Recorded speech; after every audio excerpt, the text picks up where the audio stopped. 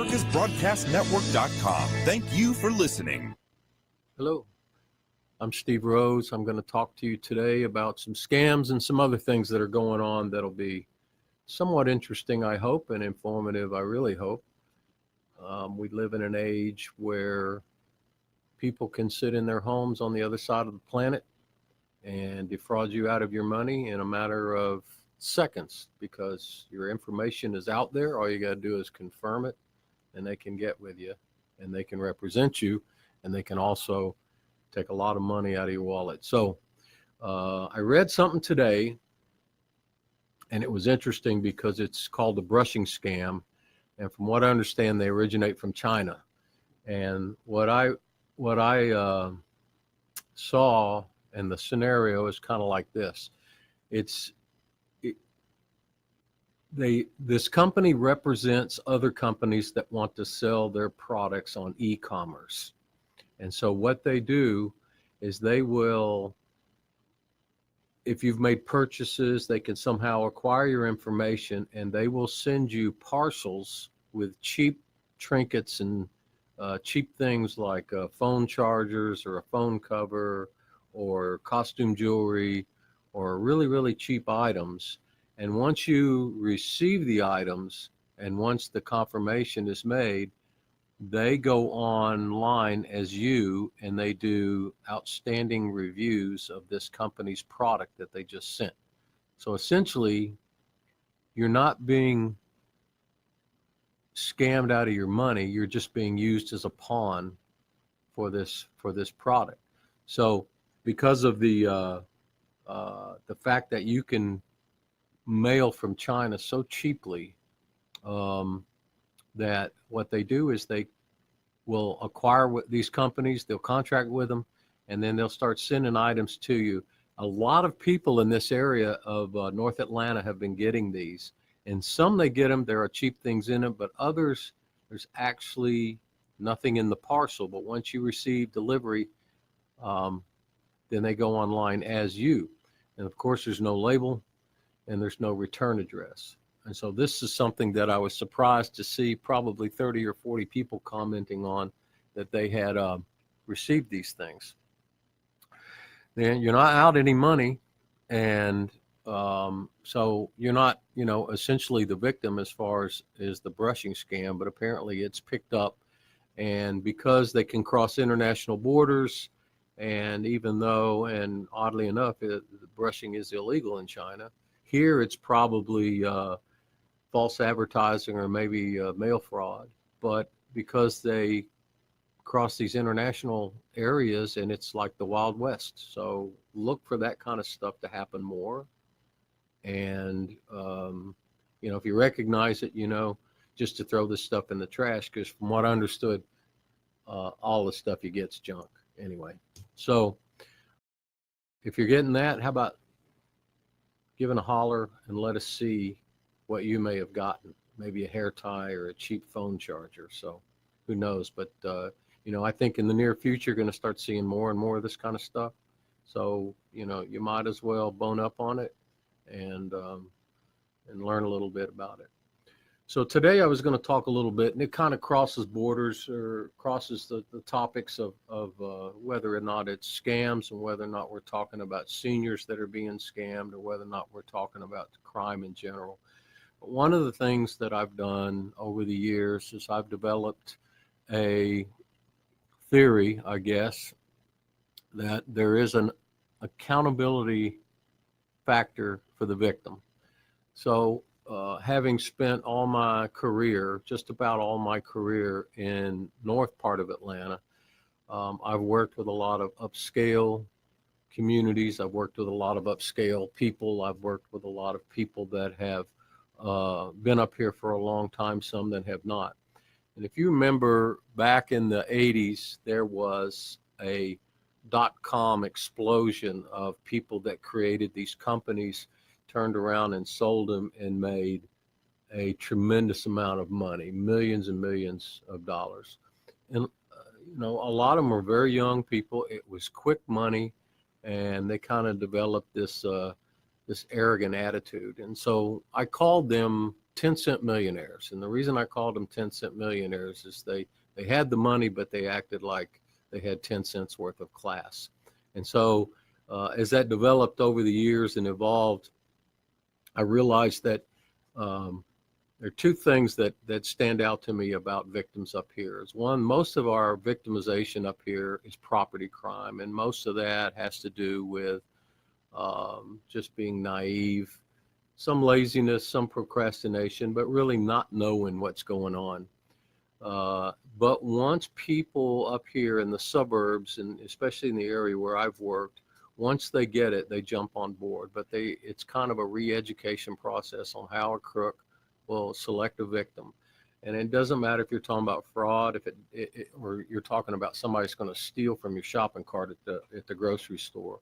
The fact is, if there's a certain amount and a minimal amount of preparation, you can bypass just about all of that.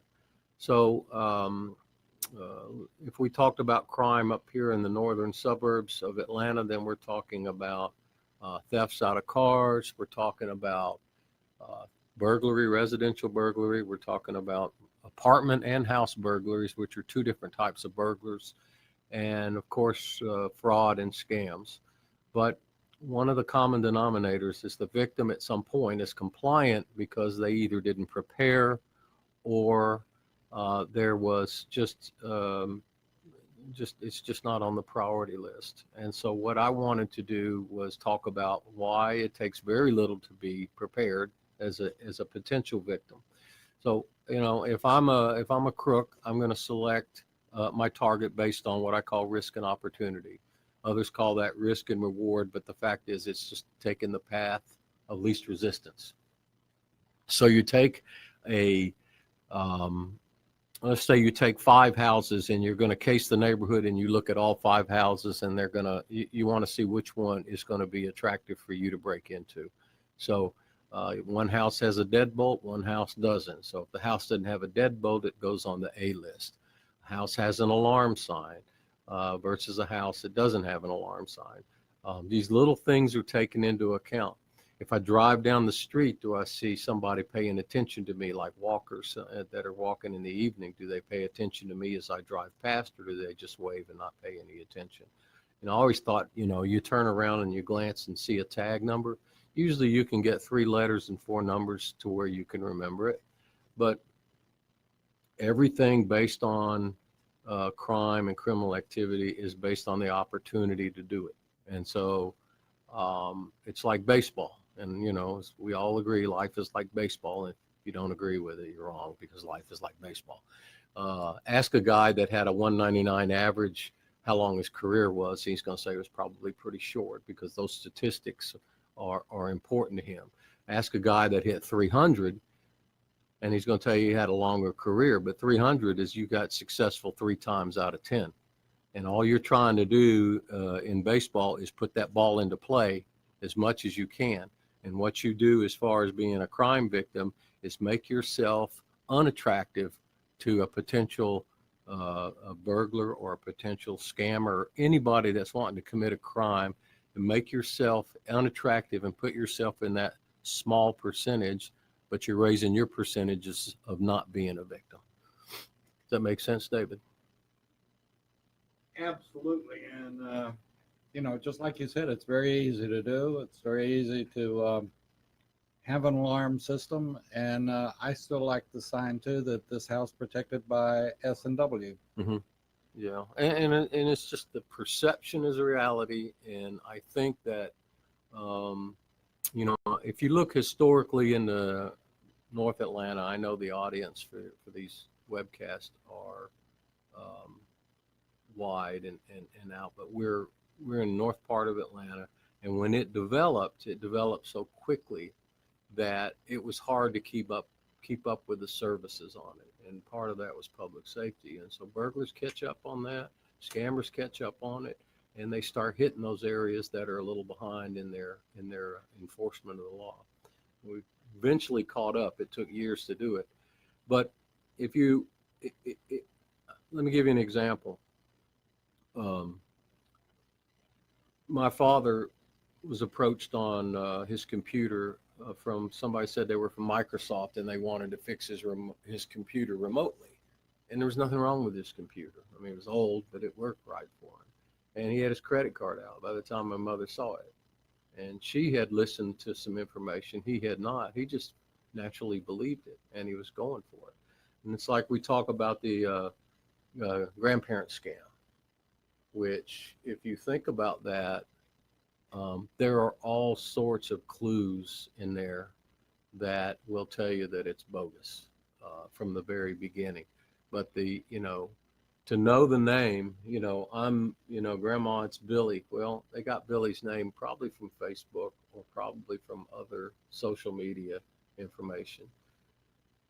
And then once he connected with Grandma with that name, then she just assumed it was legit. And then all that other information followed. I'm in trouble. I need money. Can you help? Here's my lawyer down here in Mexico that's going to help me. Ma'am, send us $1,500, $2,000, whatever. And Billy gets back on and says, I just don't tell Mom and Dad. And grandparents don't tell Mom and Dad. And then you find out later that there was nothing really to it. He was in school the whole time. The scam depends on your cooperation, and if you're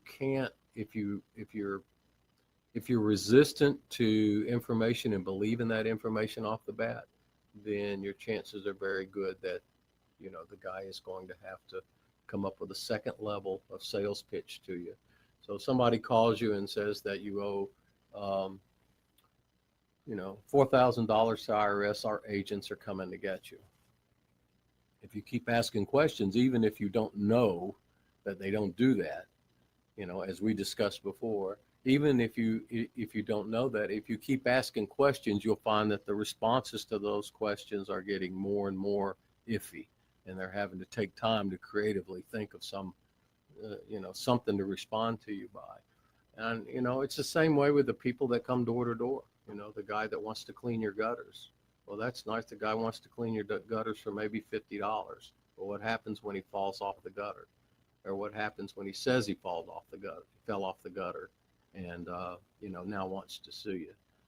So it's not like you shouldn't trust anybody, but like I said, you should have a polite level of skepticism on anything that you are told that you didn't already know or you have to figure out. So if somebody, comes up to you and says, I'm going to fix your driveway because your driveway's cracked. Well, maybe cracked, but who are you? And, why are you just approaching me for that? I live in a somewhat rural area, and I get that all the time. The guys up and down the street wanting to know if they can fix your gutters. They can fix, the stuff around your house. I got the call last night. We're going to be in your area. Mm-hmm. Mm-hmm. Well, if I see I'll wave. Yeah. It's just, and to me, as a victim or a potential victim, there's got to be a mindset that I'm not going to believe everything that I'm told until it's proven to me. And then whether it is, whether it's fraud or whether it's some other, a person befriending you, and this is one of the worst. We had a case where the man had lost his wife a year earlier. He was in his late 80s, and he was, and I did mention this one last week too, but he was approached by a really young girl who wanted to help him as a caretaker, and went with him at the bank. And long story short, he drew out $30-something thousand and gave to her. And by the time we got it, she was long gone. I think we eventually found her and we eventually prosecuted her. But, the guy was lonely, and they prey on that. And, it's sad, but it's true. There are no rules. There's no fairness among crooks. There's no honor system. And so you prey on small children, you prey on the elderly. And don't look for it to end now, because technology has gotten to the point where, if I send you an email from an official company, it looks like the company. I can put labels and I can put other things in there. So you got to be careful. We're going to take a break, and we'll be back with Steve Rose, Scams and Crime Report, right after this. Whether cruising the strip in a 57 Chevy, or taking the family on a vacation in a 71 Oldsmobile Vista Cruiser, you need to tune in to Classic Cars with Steve Ronaldo and Jim Weber every Saturday from 8 to 9 a.m. on americaswebradio.com. Get your pen and paper ready. If there's a move in your near future, I'm here to tell you that the folks I used and now recommend is Around Town Movers. Timothy and the guys recently moved me, and I am and was totally satisfied with a sometimes not so fun experience moving. Call Timothy at 770-378-4708 and make it a good move and a good experience. Around Town Movers for that local or cross-country move. Timothy, Around Town Movers, in my opinion, are the best. That's Around Town Movers. Call them. The disease of addiction is a life-altering challenge, not just for the person suffering its effects, but also for the family and friends who support and love the one caught in its grasp. What should be the course of treatment? Who is the best person to render treatment? And what is the best place to go for the care that is needed? We know that you want answers to these and many more questions. Call 770-696-9862 and speak to a representative of the Atlanta Healing Center. They can tailor a program specifically designed to address the needs of the person suffering with an addiction, or give you guidance as to where that help may be found. Information is the key, and the trained staff at AHC is here to assist. If you wish, you can also get more information on the website located at www.atlantahealingcenter.com. You're listening to America's Web Radio on the americasbroadcastnetwork.com. Thank you for listening. And welcome back to America's Web Radio. And we're glad to have, as always, Mr. Steve Rose in talking scam and crime report. And Steve's got some good ones. And if people want to join in and make a comment, they can by going to Facebook Live and seeing what some of us would see in the post office. Oh, no, that's me, not Steve. I'm sorry. And we don't have pictures of me on, so we keep them off the air. But you can make a comment to Steve if you want to, and he'll comment back live if it's a good comment. If not, you might just find out what he's thinking. Anyway, back to scams and crimes. Well, I mean, not to beat a dead horse, but one of the things that I think become important in any aspect is a rifle or two that were sitting in the, well, this one happened to be in the trunk. They pried the trunk, went in and found rifles. It's just never underestimate somebody's ability to go out and commit the crime. You know, I get it. Let me ask you, is this as you were talking a minute ago about the opportunity, unlike a car theft or breaking into a house or anything else, I guess the crook is looking at the time. How long is it going to take me to grab that telephone off the car seat? How long is it going to take me to grab that pistol off the back seat? Yeah. Even though the car is locked and they've got, I don't know what those slider bars that go down in their windows or how they pop them open or anything like that, but they can be in and out in seconds, I suppose. Yeah. And really, but it's the same thing with burglary. But a guy going into the garage, which is a burglary, they're going in looking for items in the car. They'll look first. Rarely do they break into a car without looking first. And they're going to go in. They may spend a minute, maybe two, if they're feeling brave. We see a lot of video from homes all the time of people going in through their cars at 3 o'clock in the morning. And some of that video is really, really good. That's another thing that will make you in that smaller percentage of tough victims to hit. But it's like a house burglar. He goes in, he may have 10, 15 minutes. If he feels brave, maybe a little bit more. Apartment burglars are usually door kickers. So they go in, kick the door, go in and grab what they can. And they're in and out in a minute or so. It just depends on the type of crime. I mean, when you and the thing that makes it so bad about fraud and scams is that there's plenty of time to plan the fraud. There's plenty of time to decide what your your game plan is. So if you're trying to defraud somebody out of money, by whatever it is, whether it's immigration or IRS or grandparent scam, which are the three most common that we see, then you have plenty of time to figure out how you're going to deliver the conversation, how you're going to do everything. It's not something that you break in and you have to figure it out on the fly, because things don't always work out that way. And that's what makes it tough for a potential victim of fraud. And that's why I say you should be politely skeptical for just about everything that is introduced to you that you're not familiar with. As we're sitting here talking about it, somebody's sitting at another table figuring out a new one. Oh yeah, and Which is amazing to me. I mean, the different ones, the grandparents, how they came up with that, the romance, I can see that. On and on and on of the different ones, and we're exposing them. But then again, while we're sitting here exposing them, somebody else is coming up with a new one. Yeah, well, they always will. And it's interesting because in one aspect, as far as I'm concerned, it's interesting to pick their brain a little bit and how they do it. And, like I believe I mentioned this last week, I actually talked to one guy that a relative was being hit up on the IRS scam. And I finally told him, I said, he's not going to send you money. And I'm talking to you now because I know that this is a scam. But I said, before you hang up, I said, why do you do it? And he told me, he says, I make unbelievable amount of money doing this. Now, I don't know how much he spun that up, because I'm sure ego kicked in. But the reports that we've seen in the past have shown $4,000, $5,000, $6,000 worth of money. I mean, even the old-fashioned pigeon drop, I know that we worked a couple of them where the victim had given away over $50,000, thinking they were going to be part of this found money, this tremendous, $3 million found money. And what happens there is greed kicks in. I'm going to get something for nothing. Well, they didn't come up with that saying just out of the blue. They came up with it based on experience.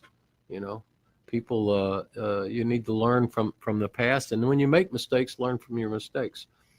My wife told me yesterday that, and it turns out she didn't, but she went to the gas station and she put the gas in, started it, went in the store to get a drink, came back out. And she said she thought somebody tapped the pump for $20 in their own car while I was pumping hers. And she said, well, I think I lost $20, but I learned a lesson.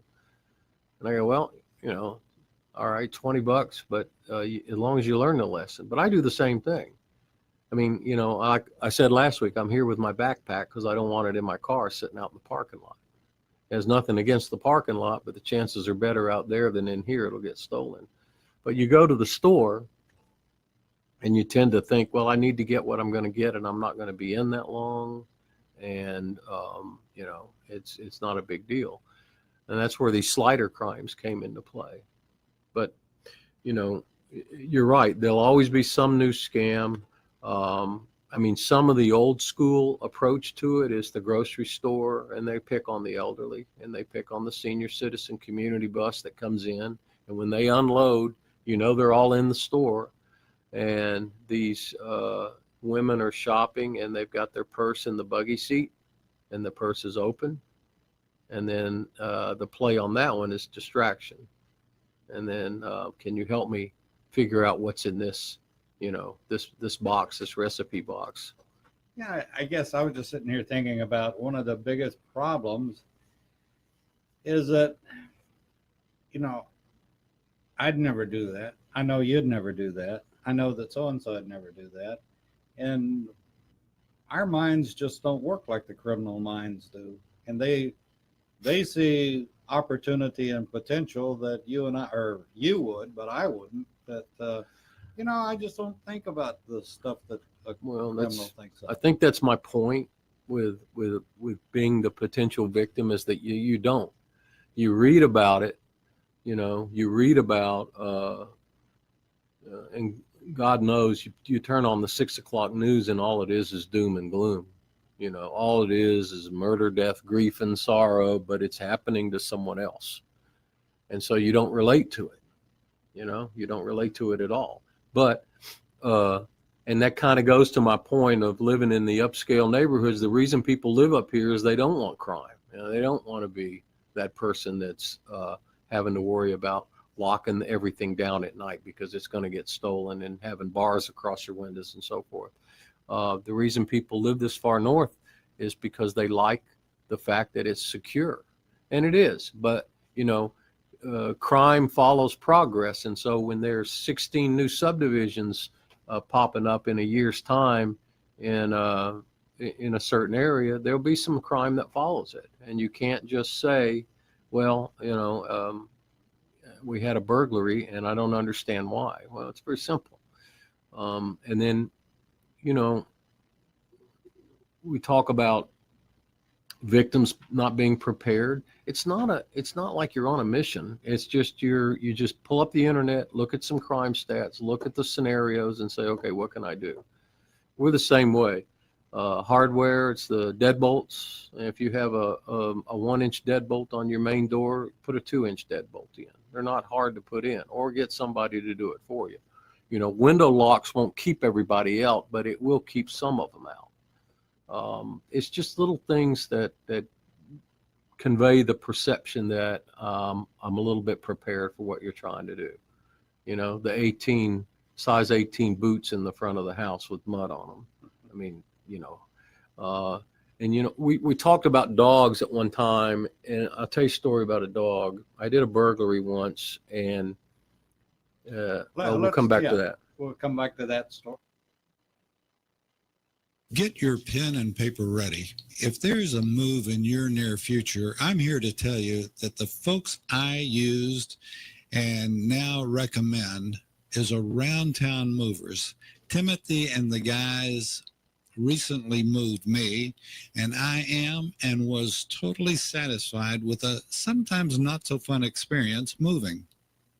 Call Timothy at 770-378-4708 and make it a good move and a good experience. Around Town Movers for that local or cross-country move. Timothy, Around Town Movers, in my opinion, are the best. That's Around Town Movers. Call them.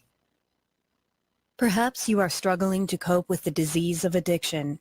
If not, you probably know a family member or friend that needs help in battling the cravings and the personal and professional damage done by the effects of drugs or alcohol.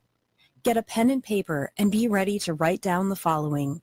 These are the issues that the trained staff at the Atlanta Healing Center address and treat every day. Their doctors and counselors with over 40 years of practice in the field of addiction can treat the suffering individual in a thoughtful, compassionate, and experienced manner and guide him or her along the path to recovery. So call 770-696-9862 and speak to a knowledgeable staff member about how you or your loved one can be helped to enjoy a better and healthier life. More information is also available on the website at www.atlantahealingcenter.com. You're listening to America's Web Radio on the AmericasBroadcastNetwork.com. Thank you for listening. Welcome back to Scams and Crimes and Everything in Between. I had a whole set of notes ready to go for today that are on my computer that won't start. So I think by way of what I've always talked about, I'll just continue talking about what I feel like victims can do and what victims don't do that get them into trouble. It always happens to someone else. I don't know when you had something stolen. The first thing I remember that was stolen from me was a stereo system, and I got all upset about it, and I wanted something done, and nothing was going to get done. But I remember when I was doing neighborhood watch programs, and I had a community meeting. We had just started the city, and we had a community meeting, and it was a residential community from, they were pretty nice houses, and one guy in particular had a burglary at his house. He lived on a cul-de-sac, and so we were trying to put together a neighborhood watch and we were talking about what we can do. And this guy goes off and starts railing on me about how we had a horrible police department and that nothing had ever happened to his house when the county police were up here, but he had had a burglary and he demanded to have someone posted at his house 24/7. Just made an example out of me in front of all these people. And he and his wife defiantly got up and left before I could respond. And it was a burglary. Said the detective never came out. So I confirmed everything because that's kind of what we do. And it turned out, yeah, the detective had tried several times to reach him. The point I'm making is this man threw a temper tantrum in a meeting because he had been burglarized. The things they took, I don't think he could have secured, but he was just unlucky enough to have been selected. And it had nothing to do with the fact that the police department was not doing their job, because there are so many areas. And, our ratio, we have, I think, right at a good number is 140 sworn. And out of that, probably 130 that are actively out riding. And then we have, let's say, 100,000 residents. And so realistically, by the numbers, you're just not going to get that saturation that you want. I know patrol areas are done so that you patrol and then you kind of change your schedule around. Don't do it the same way every time. And I remember I used to ride through the same subdivisions 4 or 5 times a day. Just to get the exposure and just to get the contact with the people. But it doesn't mean that, I haven't seen a police car in 2 months. To me, that's a ridiculous statement, because how often did you stand there at the window looking for the police car? You can't stay out there the whole time. It's just may have come by while you weren't there. But, whining and making excuses and just lashing out because something happened to you doesn't help. And so by default, I say, go back and start looking at what you could have done. And so part of what our community reach was to go out and hit as many people as we could, as many communities, and say, there are 4 or 5 things you can do that'll make you absolutely unattractive victim. And once they figure it out, they jump on board. Once they figure out things can be done simply, they're very good about getting involved. Neighborhood watch programs, I think I carried half a dozen or a dozen programs over, and within 2 years I had 80 programs up here in Sandy Springs. And so it's once the information's out there and they get it and they jump on and they're good about it. But it seems to be a lifelong task to try to get people to understand that crooks are not super intelligent people. They're lazy. They're looking for opportunities, and they're good about finding those opportunities, and they're good about deciding, like you and I, if we're going to commit a crime in our mind, we think about, well, what kind of shame would this bring to my family, but crooks don't think that way. And it's not a matter of dignity and your self-respect and the respect of your family. It's about, what can I get now in order to get my immediate gratification, money or whatever it is. And so,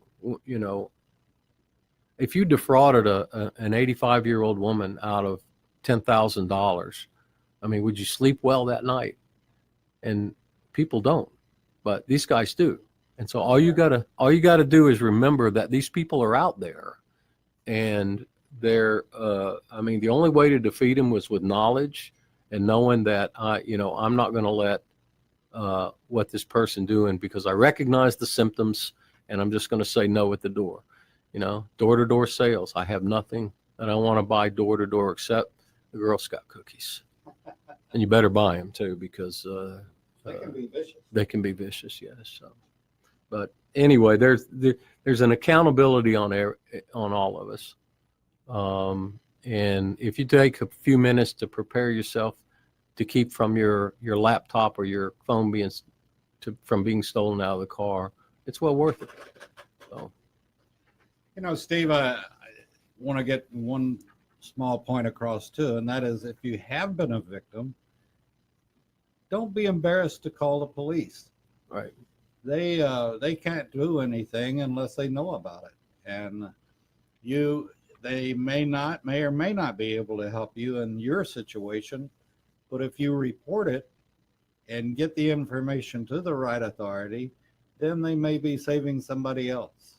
Yeah. And that's just as important. Well, the communication factor is big. And if it happened to you and you tell me what you did wrong to make it happen, I left stuff. Holiday shopping is an example. You shop, you leave packages in the car while you go to the next store. Well, that's what they're keying on. But you make a side trip home and say, when I get 2 or 3 packages, I go home, have lunch, come back. And you do learn from others, and you do learn from departments posting information out there. Crime prevention information is good, but also knowing how mistakes were made that caused crime is good. But you've got to be able to get the information out there. There's an audience for it, but you've got to be able to get the information out there to show people that the mistakes that were made are something that you can correct, and you don't have to go through the same disappointment of having something stolen. And if you are unfortunate enough that you have had your license stolen, credit cards compromised, or whatever, please report it. It may not be something that results in an arrest, but there are credit reporting agencies that you can freeze your credit on. There's 3 main ones: Equifax, Experian, and TransUnion. And these are companies that if you freeze your credit, essentially nobody can pull your credit report unless you give them permission to do it. So it's one of those situations where if you do have it compromised, you should report it. Usually if your creditors are asking why, payment was defrauded or something because you've had credit cards stolen, you need a police report so you can send that case number to them. The same thing with the IRS. Somebody's used your information and already gotten your refund, then they're going to want a case number. And once they have a case number, then they can provide information to either you or the police. We do follow them up. Sometimes it seems like there's so many of them, but we do follow them up. So, there's a lot to learn, but there is quite a bit of interesting information out there that gives you a kind of a heads up on what to look for, whether it's face-to-face crimes or whether it's a computer-related scam that's being perpetrated. And or telephone scam that's being perpetrated. Telephone is almost old school now, where they want to the one ring and you call that number back, and they tag you that way. But I don't know anybody that has a home phone anymore. We do. I don't know why, but everything is on a cell, and at least with a cell you have more options. But I'll probably have 10 or 12 voicemails a day on my home phone, and most of them are they're all sales calls. And you don't need to talk to those people. You don't return them. I don't know why they do it. I've had somebody call me that is a marketing person, and I used to ask them, I said, why do you do this? You've got to be dealing with rejection. Everybody's hanging up on you. Some yell at you. But, out of 100, you get one that works out for you, you've probably made some money, So, like I said, politely skeptical is a good philosophy. Well, if they get the right elderly person that's lonesome that day and wants to talk, then they probably scored. Yeah, and they have.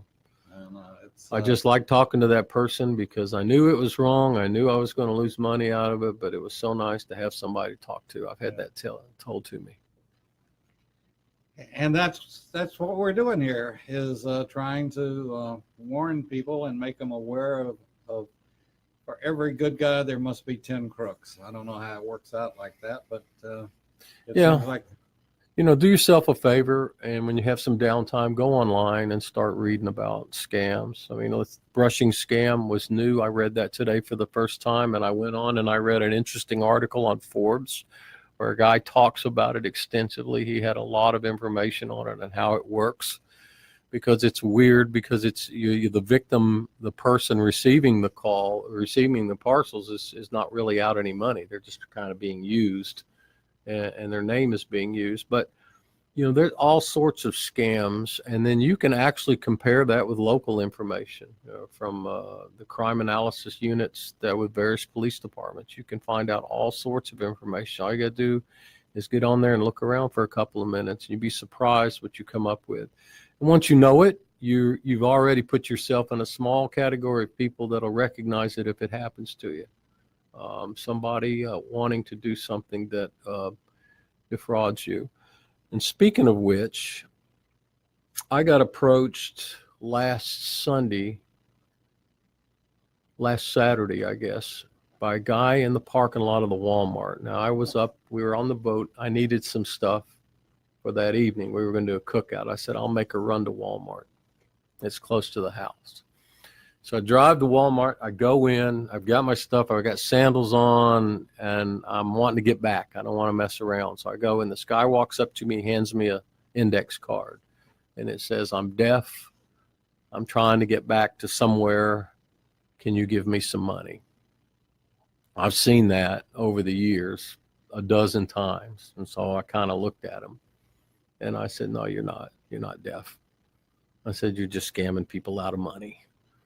And I guess he hit me because I look older, which is hard to believe because we got a camera looking right at me. But he went to several people that were older people coming out of Walmart, and it made me angry. And I said, why are you doing this? And he just shrugged his shoulders as if he doesn't understand. So I kind of put my hand over my mouth, and I think I dropped every 4-letter cuss word I could in his direction to see if it would get a rise out of him. And he kept shrugging his shoulders, but you could see in his eyes, he could hear every word I was saying. But he ended up going to someone else after he left me, and I drove by him, and I told this lady, I said, don't give him any money. She had her purse out. I said, don't give him any money. That's an old scam, and we should all at least know a little bit about that, because it's just, there's just too much information out there on these guys that are doing this or whatever type of fraud. So as a victim, as a potential victim, do a little bit of research. It'll do you a world of good. I've had them where the relatively cute, attractive lady comes up and says, my husband and I were so thankful we made it to the pump, but now we don't have any money. We came up from wherever, and we've got to get to someplace, and we just don't have money for gas, but we're very thankful we at least made it to the pump. Can you loan me $5? Loan? You think I'm gonna Get it back. get it back? Yeah. What a choice of words, lady. We've gotten that one on, or the have the baby in the car, and they say we're out of gas. We need $20. And the last one I remember that was really, we made an arrest on it, was the guy had distracted the person, and the other person went in their car, I think, while they were trying to give him money. That old child in the car, and it was a man and his wife. You remember there was a Goodyear store on Roswell Road. It was right in front of the Goodyear store. We actually had an officer, I think, drove up on it, and he recognized what it was. And so they're able to make an arrest. But, I mean, all you have to do is walk away from this stuff. I mean, you don't have to be the guy that, like me, I got mad and wanted to challenge the guy in the parking lot for saying he's deaf, because I know he's not. But most of that stuff, you just want to walk away from it. And in phone conversations, some marketing devices gauge how many seconds you remain on a phone when somebody's doing a pitch. I tell them, just hang up. Just hang up. You don't need to say, sorry, I'm not going to be interested in this. Just click, hang up. So it's going to happen more and more with technology, like I said, and it's going to be something that you're going to have to stay up on. And with that, we're going to take our last break. We'll be back on America's Web Radio with Mr. Steve Rose right after this. This is Daryl Pullis inviting you to listen to America's Homegrown Veggie Show right here every Saturday morning at 10 Eastern Time. Great guests, great tips, and valuable information about growing your own vegetables, fruits, and herbs.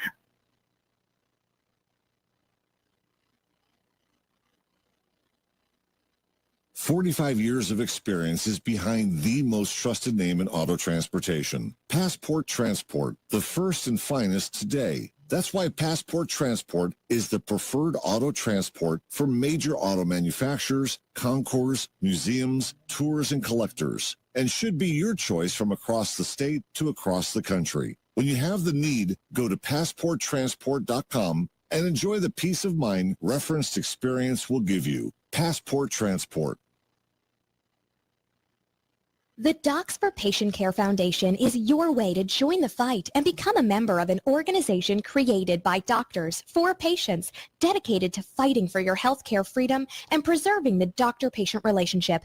Get a pen and paper. Write down docs4patientcarefoundation.org. That's DOCS, the number 4, patientcarefoundation.org. Go to our site and please make a generous tax-deductible donation and join the fight today. Thank you. My name is Kyle Hayes, a motorsports student at Alfred State College. Every year, Alfred State students compete in the Great Race, which is a cross-country time endurance rally for vintage vehicles.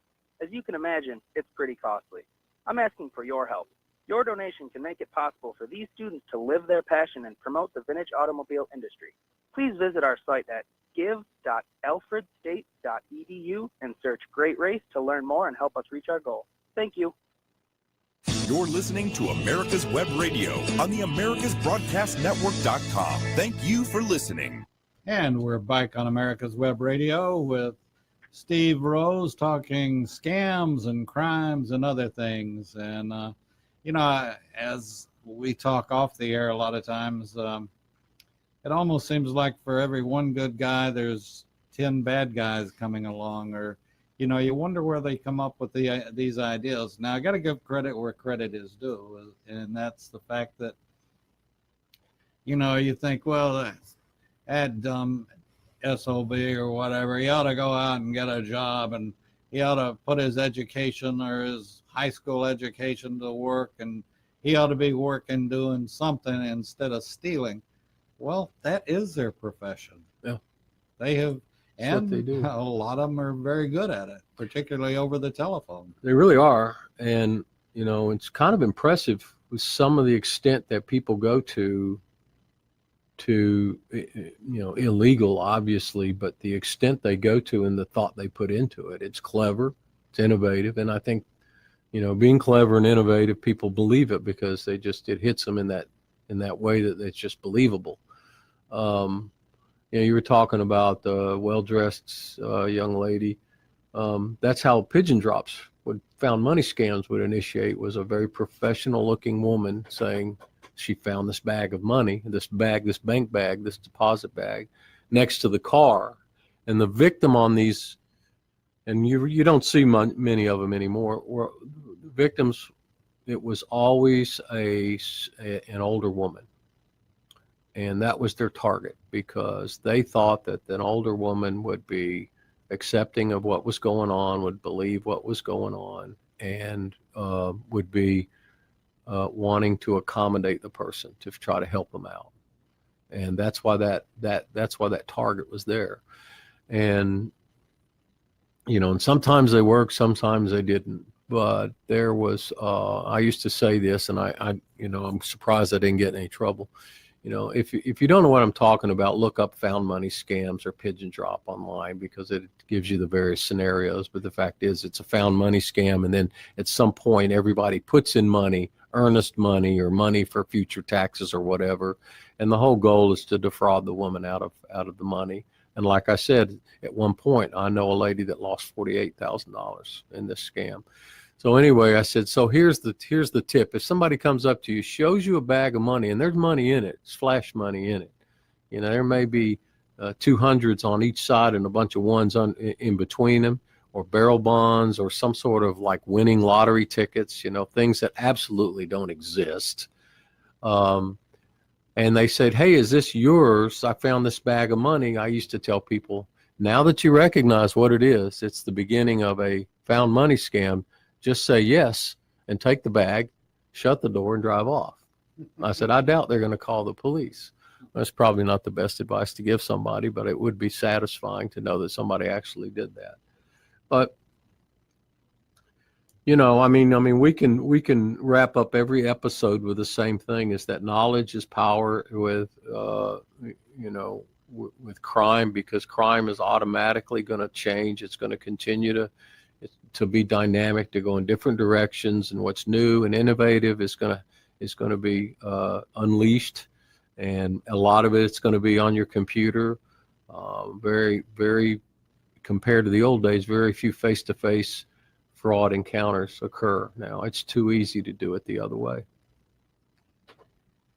And they're out there and they're looking for you. And that's, I mean, they are. And you talked about, you know, why don't you get a job and do something? It's the same thing as the kid that's dealing weed. You know, why should he make $7.50 an hour when he can make $500 a day? Yeah. That's their thought process.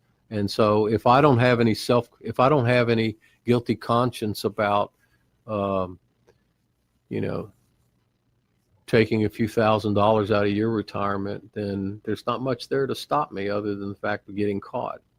And it's, you know, it's just the way people think. And we make the mistake of assuming that people think like we do, but they don't. that's the biggest problem. Yeah, they don't. And so if you know that and deal with them in that manner, you're a little bit smarter than you were before, and it works for you.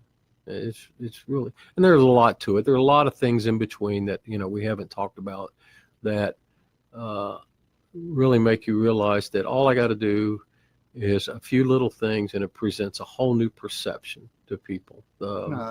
It's a shame, and it's not only age, but it can be your attitude of, I've got a situation where it's gotten me in a lot of trouble. But I kept telling this lady, you gotta be aware of what's going on around you. You have to be. Take a look at it before you pull in the parking place. See who's standing there that shouldn't be standing there, maybe. Or are they just standing there leaning up against a car? What, you know, why is somebody in your parking lot? Or they're sitting in the car next to you, which Why are is they a lot sitting of in the times. car? Yeah. And it's just on and on and on. And it's a matter of, you know, being alert. I've done exactly what you just said. I pulled into a parking place and seen a couple of guys sitting there, and I backed up and gone and parked someplace else. Mm-hmm. Just because I didn't want a confrontation, and they got a witness and you don't, if you're by yourself. Yeah. When we teach that for women's defense tactics of, you know, if you're shopping and you're not with someone else, then take a look at that parking lot. We teach it in robbery because a lot of pedestrian robberies occur in apartment complexes on payday. And a lot of, we were talking about undocumented workers, they get paid in cash. They don't have bank accounts. So on Friday, when they take the bus home at 10:30 at night, they've got a pocket full of money. And we know that because that's when we start seeing the pedestrian robberies. And a lot of times it's a bait with a female who becomes overly flirtatious with some, you know, guy that's just trying to cross the street and get back to his apartment. And next thing you know, two guys come out of the darkness and there's a robbery. That scenario is fairly common because they know the person has cash. And whether you're watching them, you don't know who's been watching you for the last 2 weeks or 3 weeks. Yeah. And it's, you know, don't do the same thing every time. If you own a business, don't take your deposits home at night. We've had a couple of high dollar. Wait a second. Let's go back to that. Deposits? What are those? We had I know we had a home invasion on a robbery, and home invasion / robbery. They owned a restaurant, and they got in the habit of taking their money home at night and going to the bank the next day. And they got tattooed for about $60,000. I mean, they came in with guns, masks, and they knew they had the money. And so, you know, the first thing you do is look for former employees or somebody with a connection. But it could just be conversation that somebody picked up on and decided, hey, you know, on Wednesday nights they come home with their money. Let's go in and rob them. You know, drug dealers get robbed too. You know, they go in, but drug dealers, you know, they don't report them, obviously. But I guess I can't stress it enough that just a little bit of information goes very, very far when it comes to whether or not you're going to be selected a victim or the guy next to you. You made the point a minute ago, I think, and we've talked about it on the air. The amount of information you can get off of Facebook about a person. Oh, yeah. It's unbelievable. You can get their friends, you can get their family, you can get their kids, you can get their grandkids. And that's how a lot of these start. They know your kids' names, and so they drop that name. I was talking to my mother earlier today. When she answered the phone, she didn't sound like her. Maybe it was the cell phone, or maybe it was something. I've called before, and she didn't recognize my voice. So if I call and say it's me, it's Billy on the grandma scam, then they may take it for face value, although that doesn't really sound like them. They just figure there's a reason for it. Yep, there is a reason for it. Take their money. Yep. Take their money. Yep. And it's, I guess one of the biggest things that I'll remind people of and continually do, and that is, the IRS and any other real law agency is not going to call you up and say, we take iTunes cards. That just ain't going to happen. From the IRS standpoint, they're going to send you that letter that makes you shake in your shoes. And they love interest and penalties, so they're not going to take your money in a one lump sum. Yeah. So, folks, be careful. Steve, thank you for another good show. And it's time to bail out of here. All right. Thanks. See you next week. Hello, I'm Dr. Mike Karuchak. Have you ever wondered what doctors talk about amongst themselves? If you do, join us on the Doctor's Lounge and hear the doctors' conversations amongst themselves. Join me and my co-host, Dr. Hal Schertz, every Thursday morning, 8 to 9 a.m.